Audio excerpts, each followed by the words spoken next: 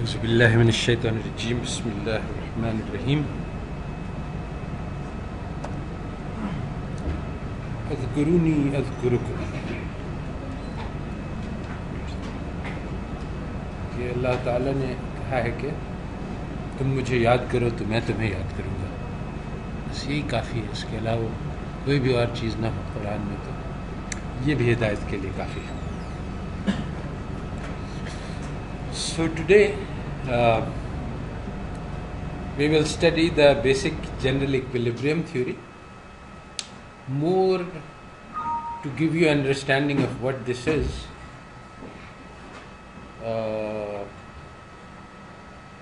And so one basic fact that we have already stated many times, that supply and demand is a inconsistent model.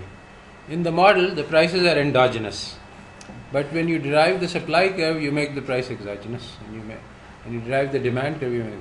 So this, you can't do both at the same time. Either it's endogenous or it's exogenous. Now, general equilibrium problem fixes this mistake. All prices are endogenous and they are never treated as exogenous. So, I will construct one simple general equilibrium model just to show you what it is and how it works. And all models are like this, but this is the simplest one. So we have this our now familiar model. There is a village and there is a city. In the city there are 600 landlords. They produce bread. 1 unit of bread costs 25 in land rent and 25 in labor. The city has 200 capitalists. Each capitalist has one machine. And with one machine and one labor unit, they can produce 1 unit of cloth. Now there are two prices in this model, the price of food and the price of clothing. Now I'm going to make a simplifying assumption. It's not necessary. You can do it without. I'm going to assume that the rural people don't buy food. They grow their own.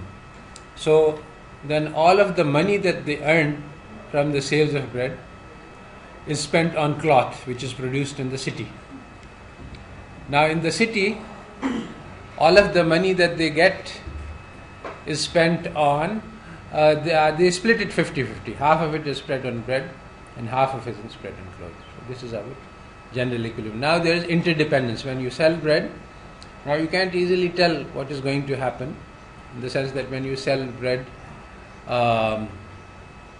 the money that you get is taken away from the money, that income of the capitalists, and so this can have, everything is interlinked. We will see that. So now it's not so easy to say what will happen if you do something, because there are second and third round effects, as opposed to the exogenous case where causes flow in one direction. So if you do something, it affects the next thing and it affects the next thing. But when things come back, then you can't say what's happening. And that's the thing about the simultaneity problem. Same thing in simultaneous equations. In econometrics, in simultaneous equations, when you have an endogenous variable, that's on the left hand side, that means that all of the exogenous variables affect the endogenous variable. But now if one of the variables on the right hand side is endogenous, that means that what happens to your left hand variable affects that variable. So now the direction is not one way, and that's why the estimation becomes biased and wrong. So what is general equilibrium? General equilibrium just has one simple meaning. It means that supply equals demand in all markets at the same time, and this has to be ensured by the configuration of prices. As you change the prices, as prices increase, demand increases, and supply increases and demand decreases. That's the typical understanding. So when you start at very low prices, then supply is low, demand is high. As you go up, so at some point there must be equality. So there must be some price at which equilibrium exists. So now what we have, so what we're in general equilibrium, the goal is to find a configuration of prices at which supply equals demand in both the market for food and the market for clothing. So now we just solve that problem. It's very easy to do. What is the village income? Village income is 600 times the price of food. 600 units of food produced. So, and what is the city income? City income is 200 times the price of clothing. So now, how much food is demanded by the city? As I said, half of their income will be spent on food. So they will take 100 PC, 100 times price of cotton, that's half of their income, divided by the price of food to get how much food they are going to buy. Now this is the demand for food. This has to equal the supply, which is 600 units, because all of the food is being brought by the city. I could mix it up. It just makes the equation more complicated, but nothing serious happens. So so equilibrium means just cross multiplying by PF. That 100 times the price of cotton, price of cloth, is equal to 600 times the price of food, or price of cloth must be 6 times the price of food. Now let's look at the equation for the demand for clothing. Now demand for clothing comes from the village income, which is 600 times the price of food. All of it is being spent on cloth, and then half of city income is also being spent on cloth. So your 600 times price of food plus 100 times the price of cotton. All of this is the money that has to be spent on cloth. You divide by the price of cloth, and it has to equal, that's the demand for cloth, and it has to equal the supply of cloth, which is 200 units.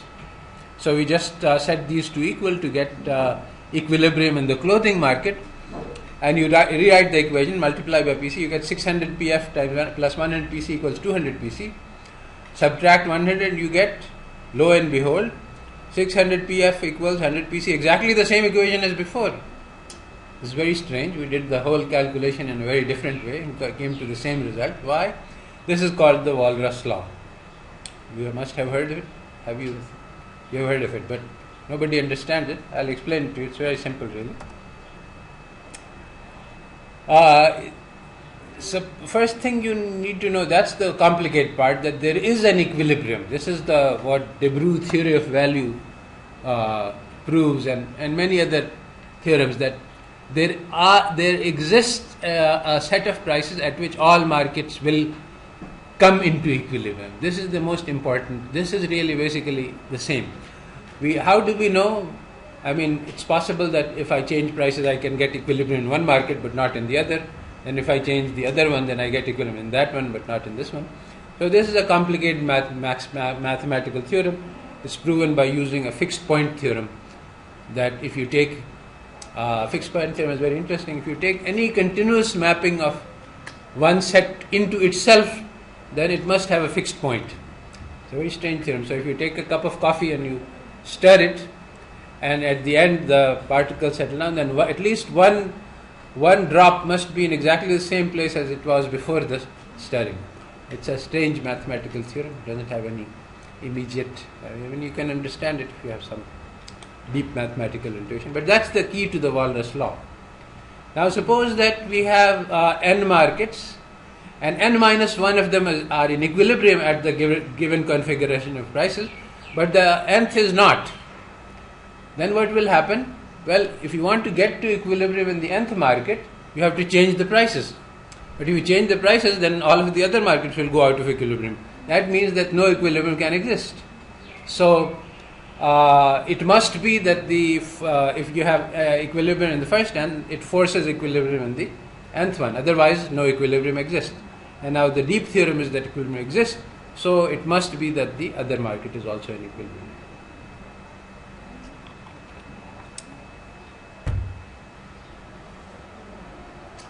So now one very interesting thing is that you have money neutrality. The only thing you need is that the ratio of prices should be aligned. The level of prices is not set. So if you make the amount of money 100,000 and you scale the prices so that they are in that level, or if you put the money down. If the price of clothing is price of food is 1 and price of cloth is 6, it's still an equilibrium, and if it's 100 and 600, it's still the equilibrium. So basically money becomes non-neutral because this is a static one-shot situation. When you have dynamic situation and when there is uncertainty, then money becomes important. But when everything is known, then money is just an accounting device.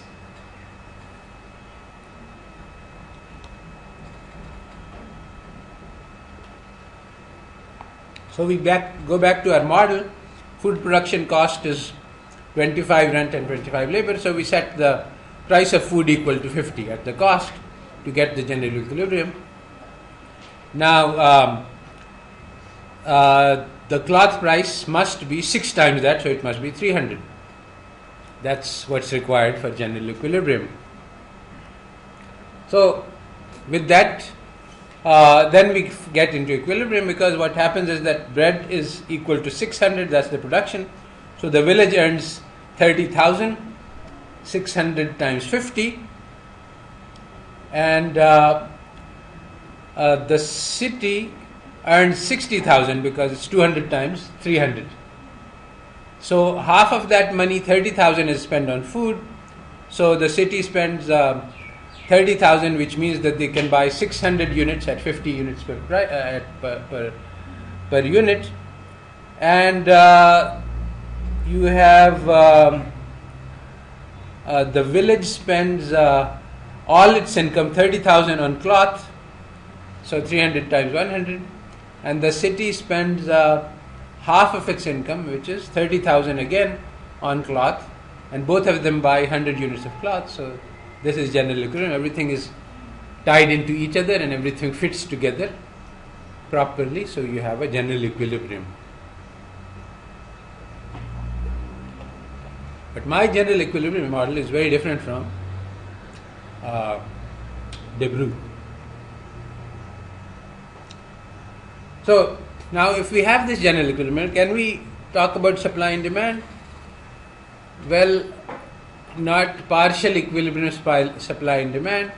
We can't ask how much bread will be produced if the price of bread rises or falls. In our model, production cost is 50, so if you have a fall in price, then output will become 0. What happens if price goes up? Well, again, nothing happens because we are at maximum capacity. So the standard supply and demand theory doesn't apply. So actually, even the equilibrium situation which we talked about would not actually work in this situation, because you have to have continuity in order to get the supply and demand equilibrium. So the Walras Law may actually fail in this situation if no equilibrium exists. It happens that equilibrium exists, so that's fine. Similarly, demand curve is not well defined, because if you ask how much will you demand if the price changes, well, when the price changes, then everything changes. So some income change, production change, everything changes. So you can't ask what will happen, how much you will demand if price changes. Actually, I had another model which I published, in which I had a similar model. People are laborers, they're working on the farms, and what they produce is cotton, and then they sell the cotton. And now when the price of cotton changes, then they get income from it, but also they are demanders of cotton. So you have, when the price changes, both demand and supply change at the same time, so you can't do the separation that is required for supply and demand analysis. Even within your standard theory, you can't construct the supply curve when firms set price, and that's what we saw, that 90% of the firms are setting the prices in USA. So to ask the question, what will you do when the price changes, doesn't make sense, because they are the ones who are changing the price.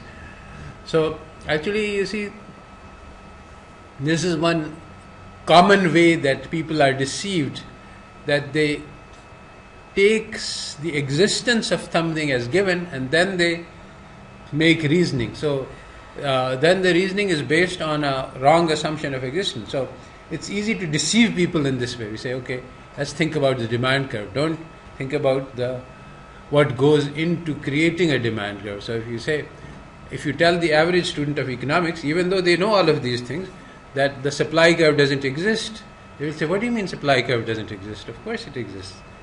Because but supply curve doesn't exist in most cases. It's just but once you name the supply curve, then it automatically comes into existence. So what are the key differences between my model and the standard model? In the standard general equilibrium model, you have supply and demand in all markets, which includes the market for labor and the market for land.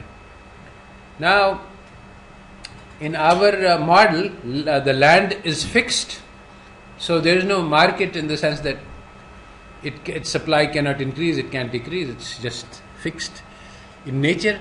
And then you have fixed proportions, so the number of laborers is also fixed by the amount of land. So all land is used and excess labor will remain unemployed. It doesn't matter how much you change the wages, you can't get more labor, and doesn't matter if what the wage goes to zero, the proportions must be the same in order to get the production.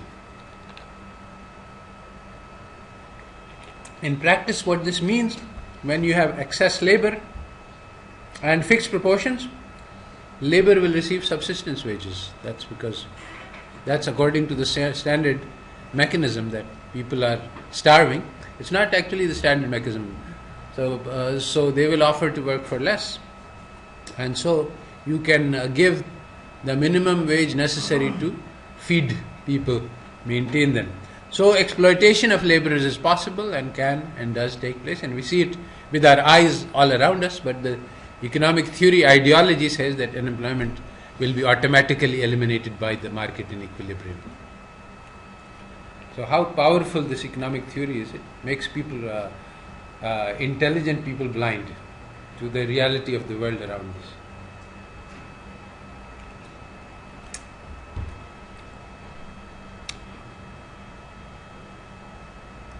So one of the things that means is that the wage is not determined. It can be any value between as long as the landlord and the capitalist can make profits, wage can be any number.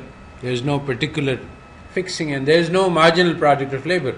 Marginal product of labor is zero at the second unit and 100% at the first unit. So there is no middle. No smooth decline to zero, which would at which point you could get equality. So now I show the reality. This is the graph from 1970 to 2014. Bottom 90% income in the USA. US data is available. Flat. This is subsistence wages for the laborers. The blue line is the top 1%, and the red line is top 10%. So all the income is going to the top.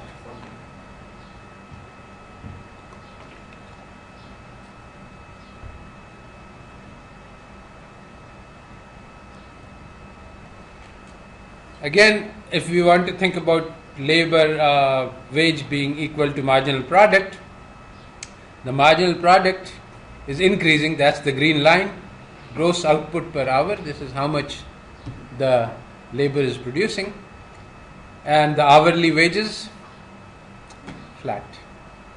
So who's capturing this gain from this productivity is the people who are not working.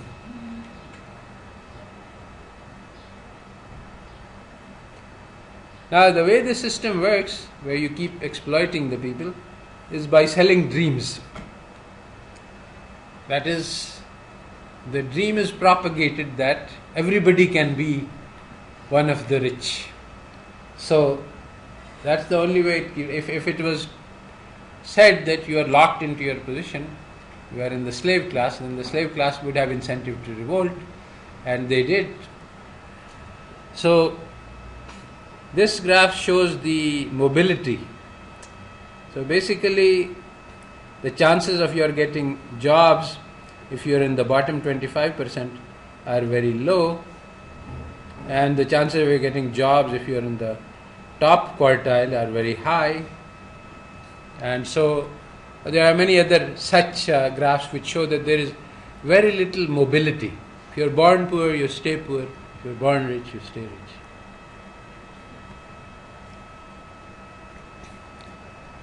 So now we are going to discuss economic theory.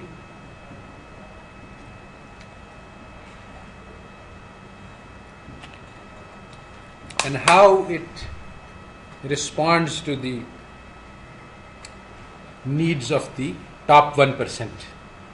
So we've already discussed how the land was disappeared, because basically Henry George came up with this proposal that we should tax land rents.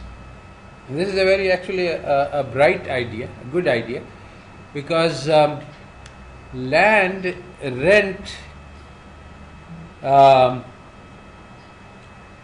rents are different from profits in the sense that rents are received for not for doing any productive activity, as opposed to capital. The machine actually does some work. So basically you can see that, and you can show that if you tax rent, that doesn't lead to loss of efficiency, because if you have agricultural land, the only thing that the person, however much rent he receives, this is just a pure profit. So as long as he doesn't have an outside option, he will rent the land whether the rent is low or not. So if there's a tax on the rental, it will not lead to loss of productive efficiency. As opposed to this, if you tax business, that will have an effect on the activity, and that will reduce competitiveness. And so today we have a very bad taxation structure in Pakistan, which is actually leading to a huge amount of loss of efficiency, and it could easily be fixed. Problems lie on both ends. On the one end, there is the political angle. Some people benefit from this system, some people lose. And basically, whatever system is in place, there are some people who are gaining from this system, and they will create obstacles to change. So that's the political aspect, but there's also the theoretical aspect. The economists have no understanding of the real issues which drive the economy. They can't differentiate between what kind of taxes are harmful and what kinds of taxes are useful, and so they can't provide good advice to the government. And very often people accept theories which are actually harmful to them and against their interest. Like the whole capitalist theory of economics is extremely harmful to Pakistan, because we are at the receiving end. If we were in America, then there would be an excuse to believe this theory, because then it would allow us to exploit the rest of the world. But just like free trade theory was invented in England after they acquired a 50-year edge on the rest of the world. And the theory of protection was invented in Germany, which was being hurt by the free traders. So one of the biggest problems with understanding the reality of the world around us is that land, money, machinery, these are all mixed up into one term, capital. And this is completely wrong. Land is completely different. It has entirely different properties. Money is completely different. And machinery is completely... All three are very different factors with different economic properties. Now, in your current economic theory, capital is capital. Whether it's financial capital or it's physical capital, they are the same. and they earn the same return. Now, this is completely wrong, and basically the return on cash is interest. The return on machinery is profit. That is, comes from doing a genuine business. Return on money comes from doing nothing. And so, Islam clearly differentiates between the two and makes one permissible and one haram. And this is very important. Actually, this is a very good economic principle, that you should not be able to earn by doing nothing. Now, according to the economic theory, if I own money, I am providing a service to the economy and I should be paid for this service. And so this is the actually initially, when interest was being justified, there was a big debate in the 19th century, because of course Christianity also bans interest, as to how to justify interest, because the standard arguments were that, so the Baumbauer, which you must have read about, she said that this is the reward for your patience, that you give your money and you wait patiently for it to come back to you. So anyway, at the bottom, all arguments are moral arguments, and neoclassical theory with this marginal product of labor and marginal product of capital is all about justifying the return to capital as being permissible and not an exploitation of laborers. So today, economic theory puts blinders you, because the return on money is the interest rate. There's no name for return on capital, physical machinery. You can call it profits if you think of it as entrepreneurship, but that actually has a different meaning. Profits is the overall return. There is something else which is the return to the machinery, but there is no name for it. But these two are very different, and they have different economic properties, and if you want to construct a good model of the economy, you have to keep them separate. So,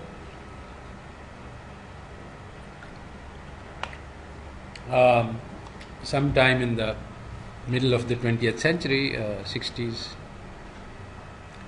50s, post-World War II, there was something which was called the Cambridge Kapital controversy. It was called Cambridge because Joan Robinson and someone else from Cambridge, England, were debating with Solow and someone else from Cambridge in Boston, next to Boston in New England.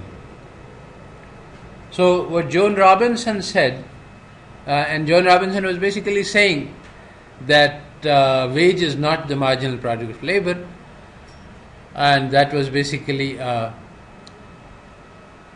pro-Marxist argument, in the sense that the argument was all about this, that can we define the marginal product of labor?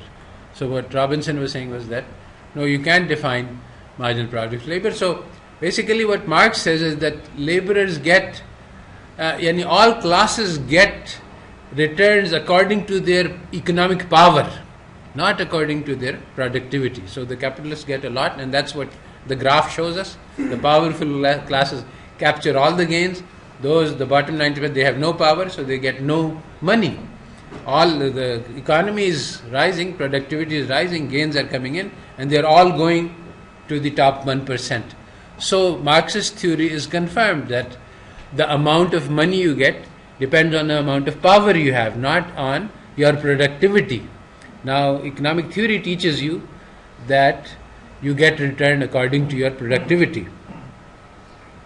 So now the problem is that with this Cambridge Capital, it's all in math, and nobody ever mentions. So when you read it, you get extremely confused, because that what are people arguing about, and why are they getting so angry? Because if somebody says that 2 plus 2 is 7, and the other person says 2 plus 2 is 13, then there is no, okay, you can argue. It's a technical question. Why should you be passionate about this debate? So, वो बात सारे फसाने में जिसका जिक्र न था. That is the thing, that nobody mentioned it, neither one side nor the other. What they are really arguing about is never mentioned.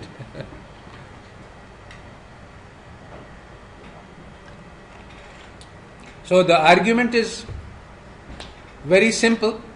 Robinson's argument, very valid. It says that when you say capital, you're aggregating all the machines in the economy into one big machine, and that can't be done. It's a physical capital and different types of capital. How can you count? You can't add up capital, you can't count the number of machines. So this means that if you can't aggregate the capital, then the production function is not well defined. And when the production function is, then you can't define the concept of the marginal product of labor. Basically, aggregation, the standard way to aggregate is to take the value of capital, take the amount of machinery and multiply it by price, and then you can aggregate the dollar value. But what is the price of a machinery? According to the standard theory, this is the marginal product of the machinery, but the marginal product is defined with reference to the production function. So this is a circular argument which is used to define capital, and the circular argument is wrong. There were some very technical debates about how the wage of labor can actually, there is something which is called re-switching. So it goes up and then it bends backwards. So at one price of capital you can have two possible equilibrium wages. And so there is no equilibrium wage. All math. But basically, ultimately, Solow was convinced and he said, okay, their argument is correct. So then he says that capital is just a parable.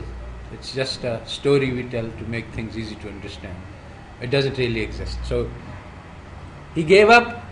He lost the argument, he lost the battle, but he won the war. Now, all the textbooks mention capital, labor, production function. They never even mentioned that there was any controversy or any doubt or any difficulty with this concept, even though the concept has been invalidated. It's not correct. There is a very nice paper by Duflo and Banerjee on the non-existent. This is a recent paper.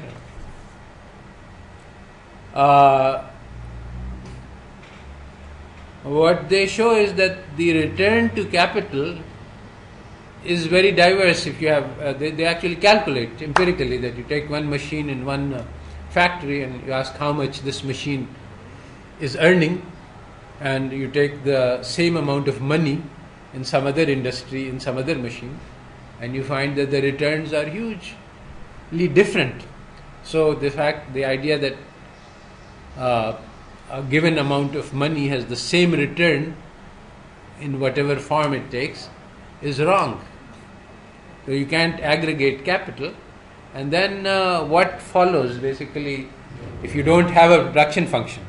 So this actually is a very important paper in the sense that you can start from here and do some interesting research for your PhD thesis, because it starts in the right place as opposed to this production function which starts in the wrong place.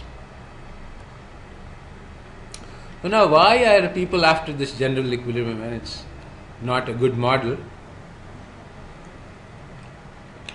So now I want to give you the concept behind general equilibrium.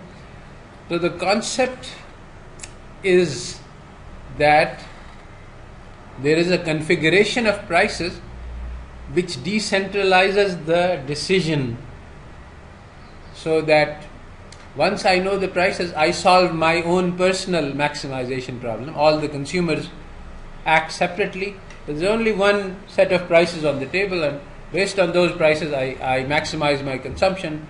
The firms maximize their profits, and everything fits together like we saw in the general equilibrium, where so the demands are magically equal to the supply in the all markets, and everything works beautifully.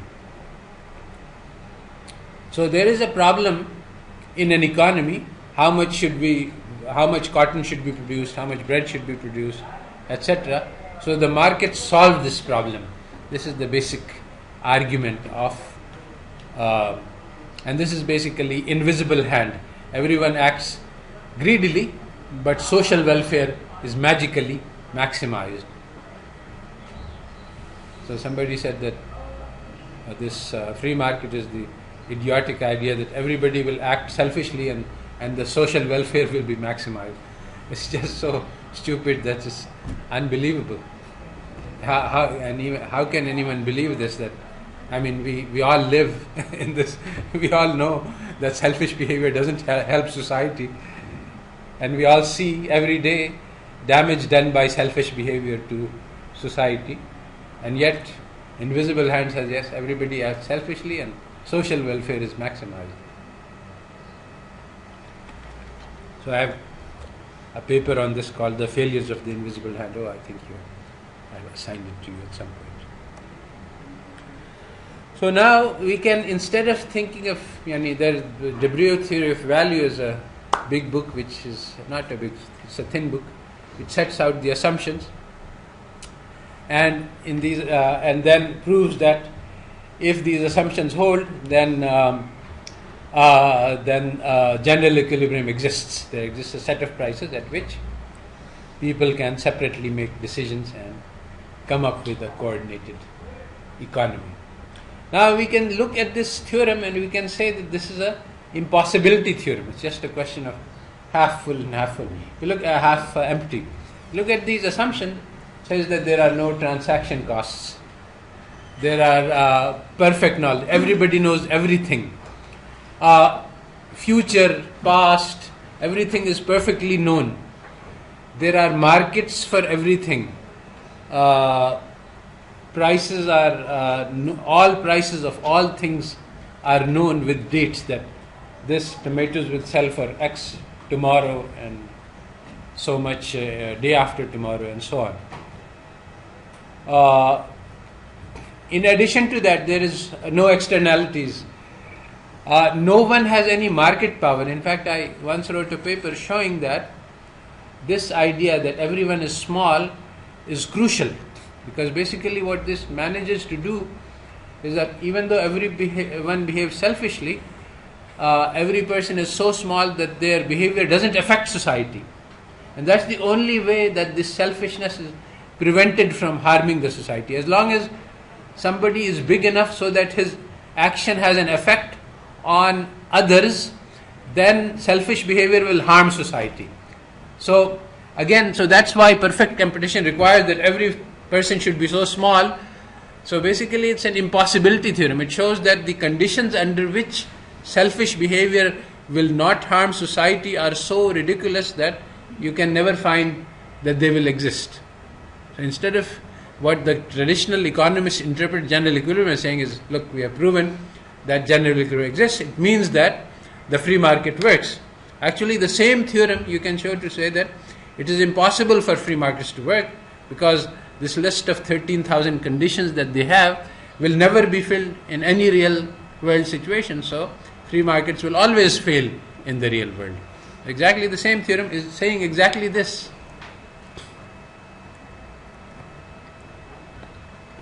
So there have been other critiques. In general, it turns out that in general equilibrium model, there are multiple equilibria. So it's not a unique equilibrium. So then, which equilibria emerges if equilibrium exists, depends on two things. It depends on the dynamics of adjustment. How does if you're out of equilibrium, then what are the forces which lead to change? So we discussed some of this in our models, and we showed that even though in conventional theory it is assumed that prices adjust, actually the reality is that prices don't adjust, quantities adjust. And eventually after quantities adjust, it might be that the prices will take a hit. So the timing, the sequence, everything matters, and we don't know what will happen. It is necessary to specify the disequilibrium behavior, and you have something which is called path dependency, that which equilibrium you result depends on your initial point. So once you have path dependency and you have disequilibrium, then path dependency means that you can't ignore history. So the on the ground reality, what was happening, determines which equilibrium you will get to. So that means you have to look at the real world, as opposed to economic theory says that you don't need to look at the real world. You only need to do math and you can learn what is happening, which is obviously a stupid thing. I mean, how can I figure out the theory of trade between Pakistan and India without knowing anything about what is grown in Pakistan and what is grown in India and what is the political situation? But this is what international trade theory will teach you. It teaches you a lot of math, and it says that this is what you can use to learn what the trade between Pakistan and India will be, and it will also teach you what the trade between Mexico and Brazil will be, and it also teaches you how the trade between Nigeria and England will be. So this is ridiculous. Now, there is a group of people who have taken these set of insights and they have come up with a systems engineering approach to economics, and they say, okay, what we will do is we will study. So in fluid dynamics, in different types of systems, you have differential equations which describe flow, and there are equilibriums. And in fact, something like this has also been done in economics. But now the equilibrium can be of different types. It can be a attractor, in which case particles will trajectory will move in towards it. It can be a repeller, so that a repeller equilibrium is like this. If you have a mountain top and a ball is balanced on the top of the mountain, then it is in equilibrium. But if you give it a little push, then it will move further away from equilibrium. So it doesn't have a tendency, as opposed to if you have a valley, then the equilibrium is stable. So the other one is unstable. So you can have equilibrium. Some equilibrium can be stable, some can be unstable, and the particles will normally never reach equilibrium exactly. You can have two equilibrium, and then you can have an elliptical path in which it's moving around both equilibrium, attracted towards one, but when it moves toward it, it moves it with so force that it's spun out and moves toward the other one. So many different kinds of trajectories result. There's this famous branch which became very popular of differential equation analysis, which is called catastrophe theory. So catastrophe theory is very interesting because basically it's just differential equations. It came out in the study of weather. It turns out that they were trying to solve some equation, and they were having on the computer, and they were having great difficulty because the solutions would be very erratic, change a lot. So they were surprised. So they found out that these equations have this property that the point you start at critically affects exactly that, like that mountain. If you have the ball sitting on the mountain, then if you make error in the 17th decimal place, on the plus side, the ball will go on one side of the hill, and if you make error in the 23rd decimal place, on the negative side, it will go on the other side. So even a very small change in initial conditions will lead to a very large change in the outcome. This is also called the butterfly effect, that in these situations, if a butterfly flaps its wings in Japan, it could lead to an earthquake in Brazil 1 year later. So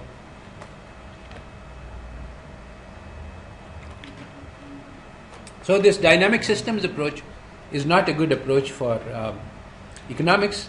It's too close to engineering. We don't have such deterministic system, and we have many other factors. So a much more realistic approach, which can capture a lot of factors that we want to take into account, social factors, etc., is the ABM approach, the agent-based modeling approach, which is also a newly emerging field. Now I want to look at the timeline and flow, how economic theories have emerged and changed. So basically, up until 1929, we had classical economics. In the 1920s, the economists felt very confident. Keynes himself said in 1925 that now we have reached a plateau of prosperity, and there is no chance that our economy will become worse again. And then in 1929 you had a great crash, and that led Keynes to rethink, and he rediscovered economics, and he said that the difficulty was not in creating, was not in learning the new ideas, it was getting rid of the old ones. So in the 1960s, Keynesian economics was in its prime.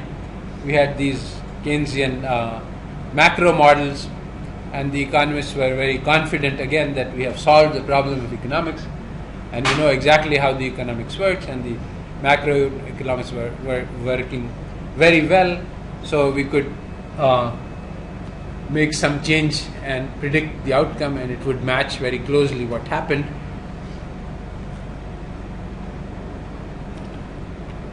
But then in 1970s, the Keynesian economic models break down. The Klein model was actually an econometric model, and it started misbehaving, gave the wrong predictions.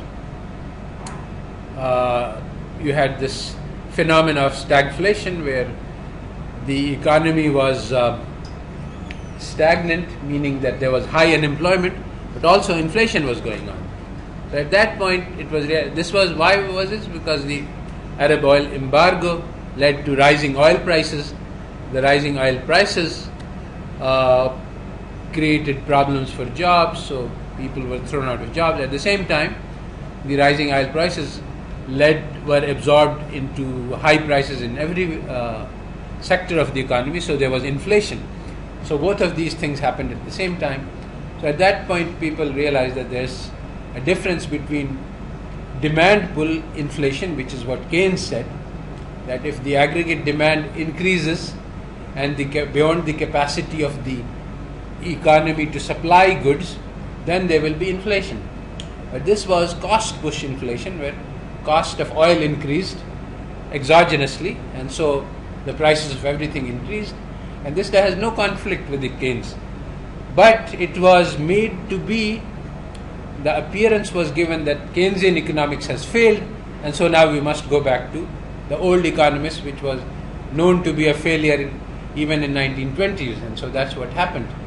Keynesian economics was rejected, and exactly the same economics which Keynes had rejected came back into power. So why was that? This is the graph which explains.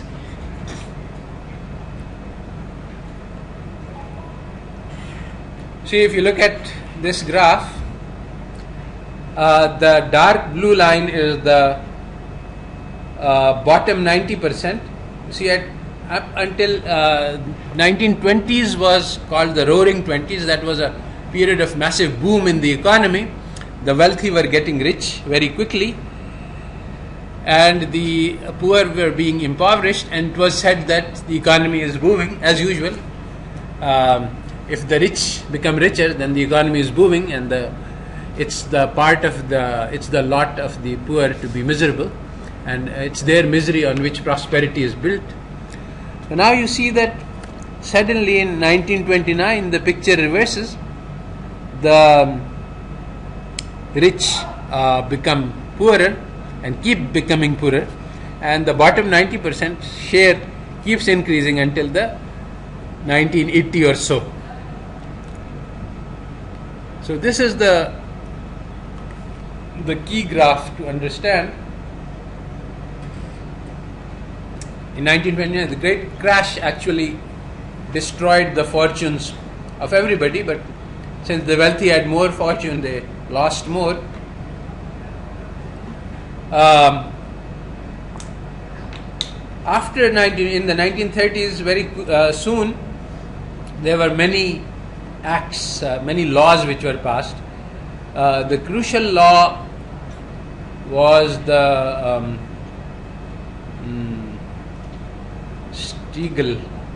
Glass-Steagall Act, which prevented banks from speculation.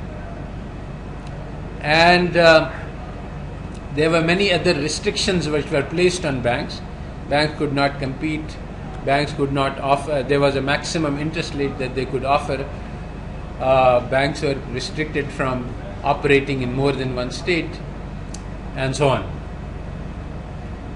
So basically the power of the financial lobby was destroyed by these laws, although the most important power they kept, which was the power of creation of money. That I think I will be able to get to now that this is done. So we'll talk more about money later. So because of this, and again Keynesian theories came into power, and what Keynesian theory says is the government must provide support to the labor because the market won't. So you see that the labor class started gaining share of income, and the top 0.1% started losing share of the US wealth. So they didn't like this, and they made plots to change the situation.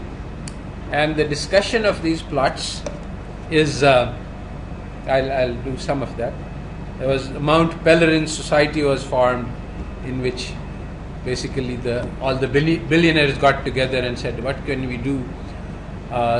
These poor people are eating bread and reducing our billions, so we must get more bread from them so that we can make more billions.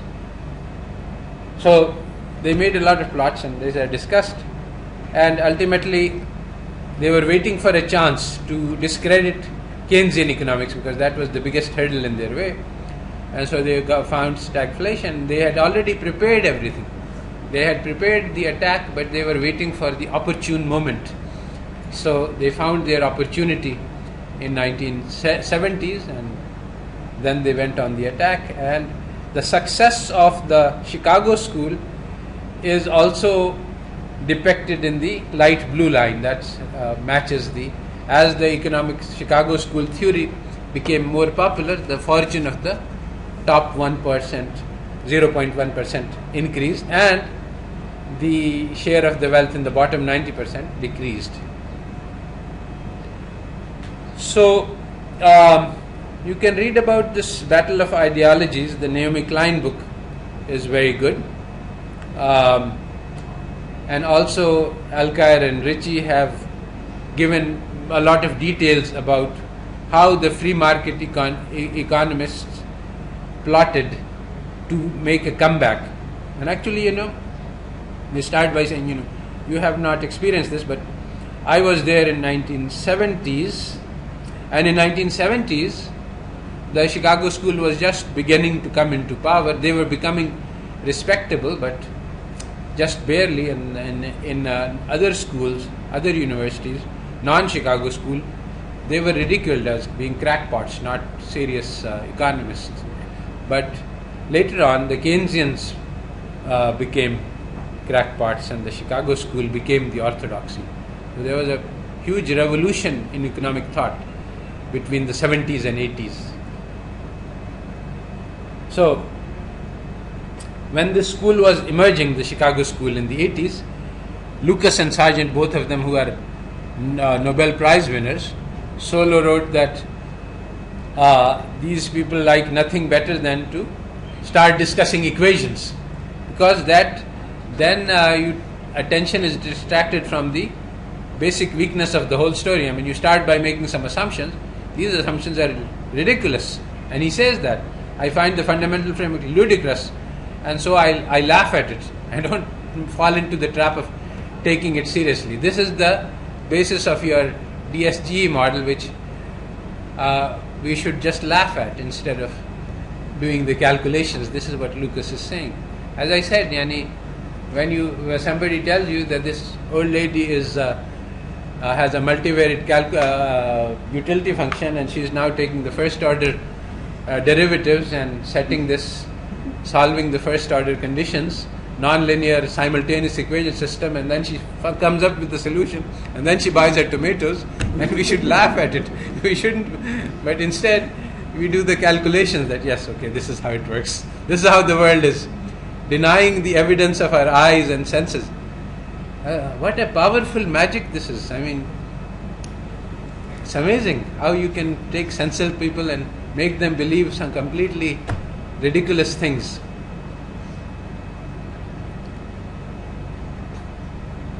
So, after the crash, by the way, in 2007, in 2004, Lucas made the statement. The economists are a very confident lot.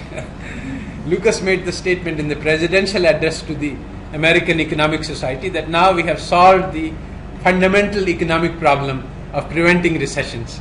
There will be no more recessions because we have understood economics exactly as in 1925 and exactly as in 1960. All the time economists keep understanding and then oops, we made a mistake, we have to rethink. So currently rethinking is again going on. Reality check, yes.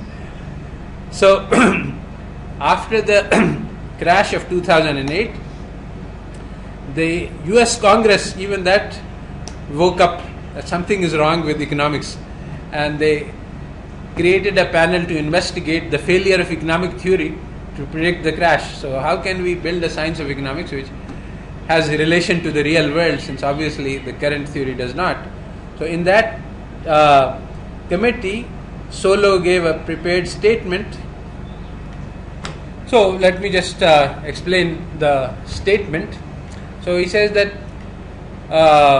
it is a strange situation that the Congress is asking about the economic theory, but anyway, he says it's justified given that economic theory has failed. We see people unemployed around us, and economists doesn't seem to be helping us anyway. So he says that economic theory is not wrong, and he says he is a believer, everything is all right. The whole problem lies in the DSGE model. And why? He says the DSGE model, there is only one person. Basically, all of the economy is one person, and they are perfect optimizers. They know everything, they maximize everything. So in this model, failure is impossible. Conflict of interest is impossible, that there is one group which has some interest, the other group. Deception is impossible, which is what happened. The fraud was perpetrated by the financial market. So all of the things that lead to crisis, uncertainty about the future is impossible. So the DSGE model basically makes you blind to the possibility, and that's also why government interventions are wrong, because the economy is already doing the best that can possibly be done. So any intervention in that will automatically cause it to go off of the optimum. There is no possibility of anything else, because you are already at the optimum. So if you disturb things, you will automatically whatever the government can do, it will automatically be bad. So that is so now the question is, how do these ridiculous theories become widely believed, accepted? So the fundamental root cause is the legitimization of greed that took place in the Great Transformation. Greed was known to be a bad thing, but in the Great Transformation it became a good thing. So here is a statement by Keynes in 30s or so. He said that once we have, accumulated a lot of wealth, then everybody will be rich, they will be satisfied, they will be content, and then the morals will change, because now you don't have to pursue wealth anymore. While we are pursuing wealth, then this is really a very bad quality. So at that time it was clear, although later on this knowledge was lost, that greed is a bad thing. So we have taken some of the things which are very harmful. Love of money is a disgusting morbidity, but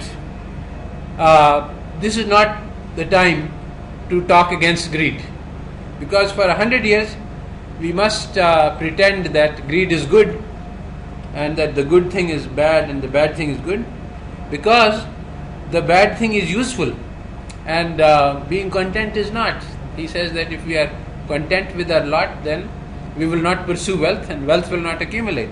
So what we need to do is to make people greedy so that they accumulate the wealth. Avarice and usury and precaution must be our gods, because they can lead us out of the tunnel of economic necessity into daylight. So he said that put the people on the path of accumulating wealth. Once they have enough wealth, then people will become wealthy, and then there will be a change in morals. People will become generous, kind, compassionate, and so on. This is actually the reverse of what the Quran says, that you need to spend that. Instead of being greedy, you need to be generous, and if you become greedy, you will never be satisfied. You will keep on accumulating. So the idea that once we have enough wealth, then we will stop, this is wrong, because and this is exactly what's happening. You look at these billionaires. Why do they want to accumulate another billion? What good is it? You can only eat a certain amount. But today, everybody, in a small way or big way, you have 10 lakhs in your bank account. You say, okay, what should I do? I should put it to 20 lakhs. And if you have 20, then you'd want to make it 40. Why? Why can't there be something which is enough? And so people spend day to night trying to, and actually there was a seminar and people asked, okay, what is your dream? What do you want to be? What do you want to have accomplished by the time you are 50 or 60 or retirement? I want to have so much money in my bank. Well, the thing is that money is not a goal. This is actually I had a class and I had to argue with them. They said, oh, Mullah Sahib jo hai wo unko kuch wo deeni baat kar rahe hain humse.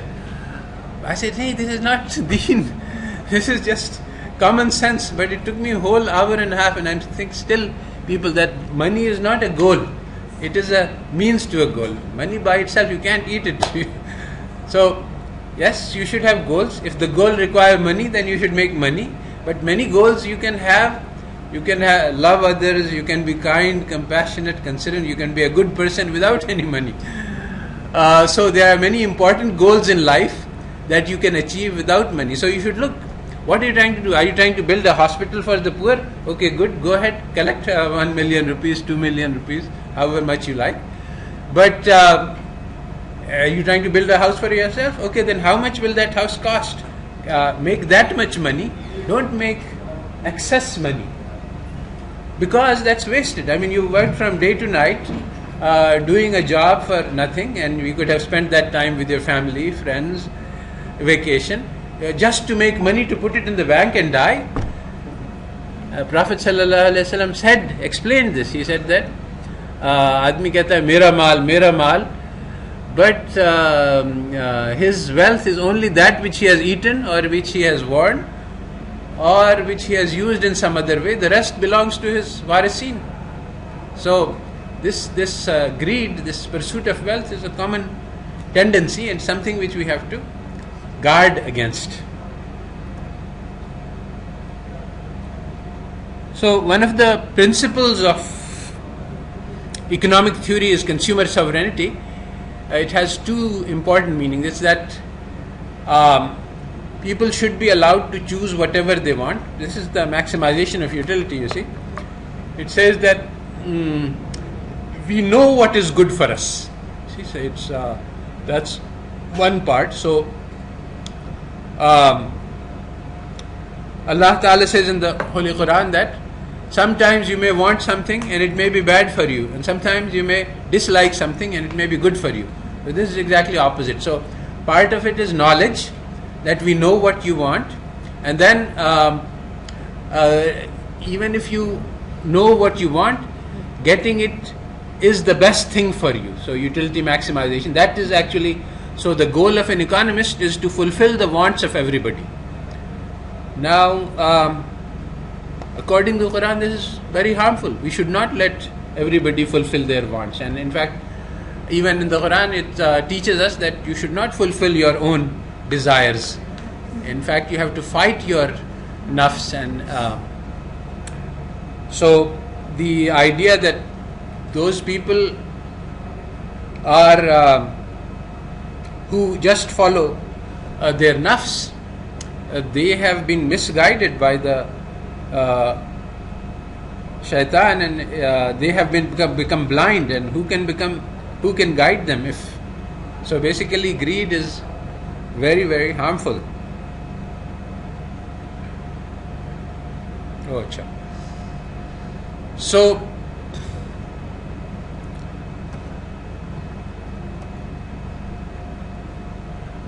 this is a recent talk by. This is actually Romer. Romer is a student of Lucas, trained in the neoclassical school. Recently, he has become an apostate, a heretic. He has recanted his ideology, and he is attacking Lucas. So, DSGE is not just based on unappealing assumptions, but the assumptions are profoundly at odds, very, very strongly contradictory to what we know about consumer behavior and firm behavior. So this article, Trouble with Macroeconomics, Paul Romer, September 14th.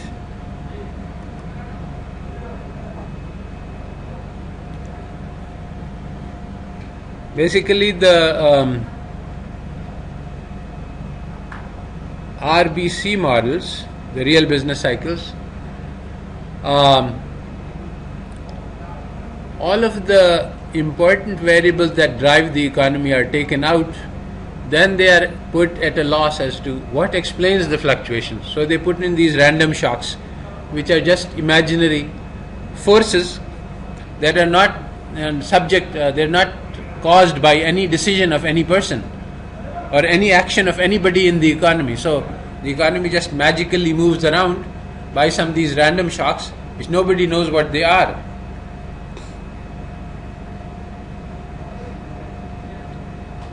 So when these people are told that the economy doesn't behave according to what you're saying, so for example, they say that money is neutral. We show that here, look, money increased, that caused this changes. Money supply was restricted, that led to a recession.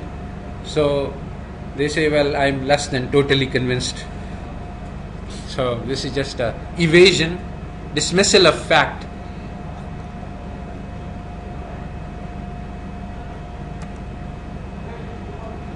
So actually what this guy was doing, Stephen Keen is one of the leaders of heterodox economics. He says that in this paper he was tracing how initially there was, after the global financial crisis, how did the profession respond. So he said that basically initially there was complacency, oh, this is just a small bubble and it will pass and things will fix themselves, go back to equilibrium quickly. And then they said, no, this is not happening. So then there was some questioning, and finally people realized that this model has failed.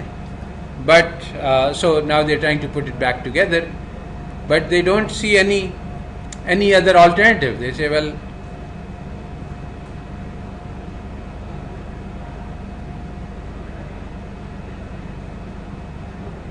okay,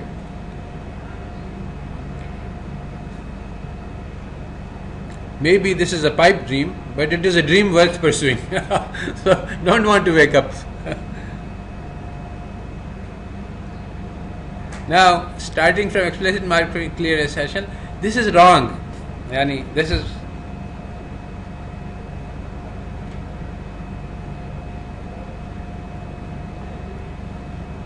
they say we must start here and then patch it up to get to the real economy. It's a long way because we are in fairyland and that's in reality. So it's a long slog. But that's the only way to do it. So we have to start from here and step by step we move.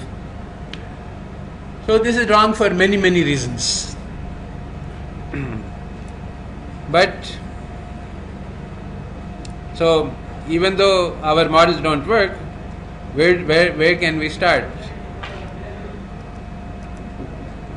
Okay. So now I want to look at this as a meta theory. So we are thinking about theories as they emerge, and so for example, there was classical theory, and then there was Keynesian theory, and then there was Lucasian Chicago school, and now there is confusion. So why do these theories emerge and change? So the naive theory which you have all been taught is that a theory is a search for truth, that you're trying to match reality, and sometimes you make mistakes, so the theory is wrong, then you fix that mistake, and so slowly you converge towards the truth. So actually Kuhn, in Structure of Scientific Revolution, showed that this was not true even for physical theories. But in the case of social science, we have different situation. So this is something which builds on what Polanyi has said. We take any economic policy, automatically it will hurt some people and it will help some others. No group has enough power to enforce its wills on others. So a group which has power must somehow get the majority to opt into its theories, to believe its theories. So and so it has to present the theories as something which is good for everybody, not that this we should pass this law because it's good for the pharmaceutical companies or for the millionaires. We should pass this law, it's good for everybody. So the free market theorists say that everybody will be free, and they don't make clear that the poor people will be free only to sell themselves into slavery, to buy food for their family, and that's the only choice they will have. They will have the other choice will be to starve with honor and dignity, or to sell yourself for, and this is their freedom, as opposed to the freedom for the rich. It's quite different. So when we say that this is the policy we should enact, then nobody knows actually what will happen. The future is unknown. So you say, okay, this policy will have such and such consequence. So that's a theory which will tell you that. So people will push the policy will be passed based on the theories which are used to support it, or the theories which are used to attack it, not on the real effects of the policy, because the real effects are unknown. And even when the policy causes damage, like deregulation, immediately caused the collapse of the savings loan industry in the Reagan era. But the narrative never picked that up. They said the savings and loan industry was in trouble for a long time, and so it was due to collapse, and this was just a coincidence. So this is an important thing, that the causality, the real underlying causality, is always hidden. It is not an observable thing at all, and that's why all of the econometrics that we do is deeply flawed, because econometrics is trying to get at causes, but causes are not observable. So that's why you make ridiculous regression models, like how does the crop yield in Brazil affect the rainfall in Pakistan. You can run a regression and you can get results. So because people judge theories according to their judge policies according to their theoretical impact and not according to reality, so the top 1% face the necessity, because they have the power, they have the media, they have the university, the education system, they have to create theories which give the illusion that pursuing certain policies which help them will actually help everybody. So if I consider ET 1%, economic theory of the top 1%, now there will be a separate economic theory of the bottom 90%, which protects their interests. So, but ET 1% is not just a theory which protects the interests of the 1%. It, at the same time, it has to pretend to support the whole thing. So that forces certain restrictions. Not all theories, like a plain theory, which just says that enact this policy and this will make us rich, is not going to work. So that's why the necessity for wrong theories, which actually misdescribe the economy. That's why we have so many bad theories, and they are always popping up like a rubber ball. You pop it down and then pops back again. This same theory, same bad theory, which was destroyed by Keynes, then again it's back. So now when we take this into account, that what are the kinds of theories which will work? So then DSGE model is a perfect theory in the sense that it says there's only one person. So the rich and the poor, they are all combined into the one party, and they are all looking, they're maximizing their welfare. So what happens in the inside of this one person, it doesn't matter. Now the most widely used measure of progress is GNP per capita. GNP per capita is very beautifully designed. So basically, what is GNP per capita? It says you take all of the wealth in the economy, you divide it equally among all the people, and then you count how much wealth there is. Why not count all the quintiles separately? If you just did that, that would be enough. Okay, how much wealth do the top quintile, top 20% have? How much wealth is in the median, and so on? And you look at all these 5 measures as your measure of progress. Suddenly, all the problems with economic progress. So instead of writing what is the effect of free trade on growth, let's ask what's the effect of free trade on the bottom 20% and on the second 20%. These will be sensible papers, and they will reveal a lot of information which is not available because the top 1% wants to keep the blindfold on your eyes, and they want to keep the blindfold on so this data is not available. You can find how much aggregate wealth the Pakistan has, but how much wealth do the top 1% have? Very difficult to find out. How many poor people there are in Pakistan? We don't know. That's the most important question for an economy. How many people are hungry and how we can feed them? This is the first economic question. But this question is never mentioned in Samuelson.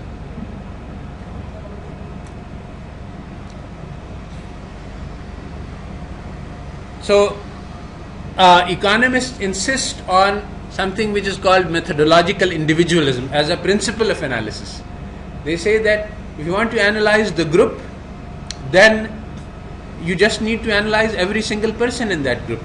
And it makes a lot of logical sense.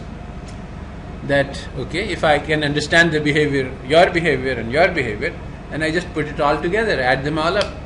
So this is actually a fallacy and a flaw, because it prevents you from looking at the groups which have common interests. So the landlords have common interests, the peasants have common interests, they all act in the same way, and they are opposing interests.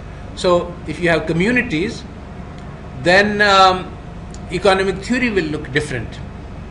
And that is, so economists don't want you to look at communities, because that will reveal important pieces of information. That's why communities don't exist in economic theory. The quantity theory of money, beautiful theory. You declare that money is a whale. So the most important question about the economy is who gets to create money, because whoever creates money, he has the power, and so you don't need to ask, because it doesn't matter. If you look at the Solow growth model, it says that the best route to growth is to accumulate capital. So, and how do you accumulate capital? You have only a certain amount of product. You can accumulate more capital by reducing consumption. So you let the poor people be hungry, and you take their food away and you give it to the rich people to build factories. That's how you progress. This is exactly what the Solow growth model is telling us, and this is exactly wrong, because our most important assets are our people. And this is exactly what Mahbubul Haq discovered by experience, by implementing these policies. That instead of investing in the factories of the capitalists, if you invest in food for the people, they will cause growth. They will do whatever is needed to grow the economy. But even now, nobody knows or understands this. So basically, once you understand that the 1% have an interest in spreading lies, and they have the power and they have successfully done this, then actually I come to this realization that if you know that an idea is widely believed by everybody, then automatically you know it's false. Now, why it is false is you have to engage your brain and try to understand. But you can start by understanding that it must be false because it's widely believed. So then you have a chance to make a huge contribution. So you start thinking, you realize that, oh, this is a myth. Like GNP per capita, everybody believes it. It's a myth. And growth, economic development, all of these things, these are mythologies. So, and the Quran actually offers us a lot of insight. I mean, I have an article which is called Islam versus Economics, in which I take 10 ideas which economists present, and I take the Quran and say they are directly opposed to each other, and it's easy to see that the Quran is right and the economists are wrong. So there's as always, the battle is on the grounds of knowledge. Allah Ta'ala starts the Quran by saying that يعني एक तो है कि خلق الإنسان علمه البيان. I meant to say that the علم الإنسان ما لم يعلم. So Allah Ta'ala gave the man knowledge, and that knowledge enabled the Muslims to dominate the world for 1,000 years. Today, the Muslims are in such a bad shape that if they find that there is a contradiction between the Quran and economic theory, then they say economic theory must be wrong, must be right, and the Quran we will make alternative interpretation of it. So this is the thing, that if the interest-based system is right, now we have to find some way to recreate it within the Sharia, which doesn't actually allow it. So in all cases, because we have accepted the dominance of the West, we have accepted the superiority of Western knowledge, so then we are distorting the truth, and we are saying, okay, this old lady, she knows how to do multivariate calculus, and she can do simultaneous nonlinear equation in her head because Samuelson says so, even though my own experience says that this can't be true.